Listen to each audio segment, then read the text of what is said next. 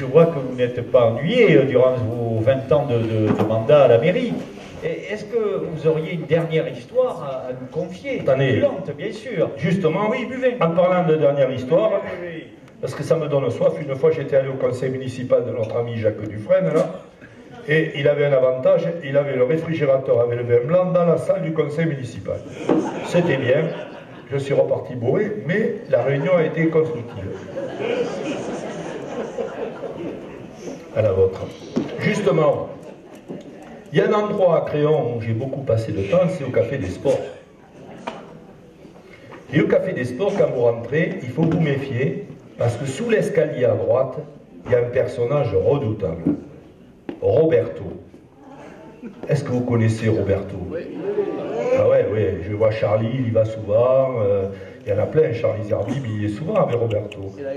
Roberto, il était caché dans le coin, et il vous regarde toujours avec ses yeux rieurs, là.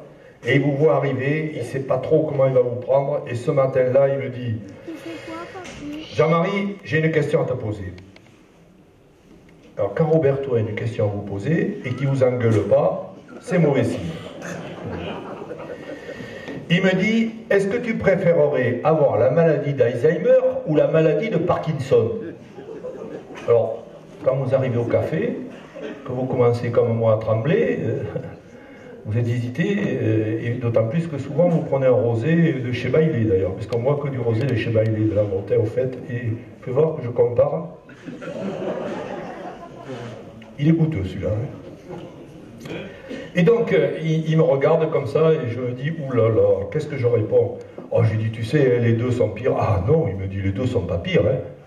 Ah, je lui dis, mais que tu aies la maladie de Parkinson, la maladie d'Alzheimer, c'est pareil. Ah non, il me dit, la maladie de Parkinson, tu bois ton rosé, tu trembles, il n'en tombe qu'une goutte. Mais si tu as la maladie d'Alzheimer, tu es assez con pour oublier de le boire, il me dit.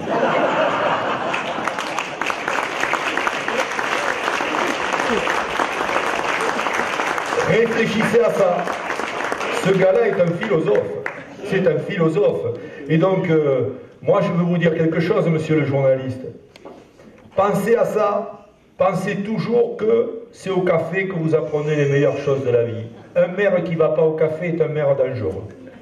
Un maire qui ne s'est jamais saoulé la gueule est très dangereux, parce qu'il ne peut pas reprocher aux autres de l'état dans lequel ils sont, puisqu'il ne sait pas ce que c'est. Donc c'est assez difficile.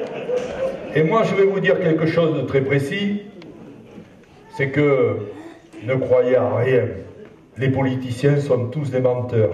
Et toute ressemblance avec des personnes existantes ou ayant existé, vous le savez bien, serait que pure coïncidence.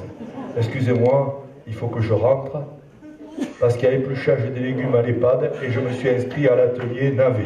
Allez.